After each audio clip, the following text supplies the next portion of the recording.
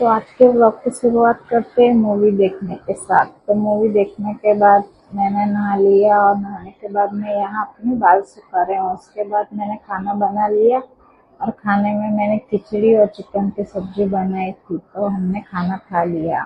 फिर शाम को हम निकल गए मेरी बहन के घर जाने के लिए। और आप ये व्यू देखो, पीछे कितना प्यारा व्यू है, ऐसा लगता है कि व्यू ही देखते रहे।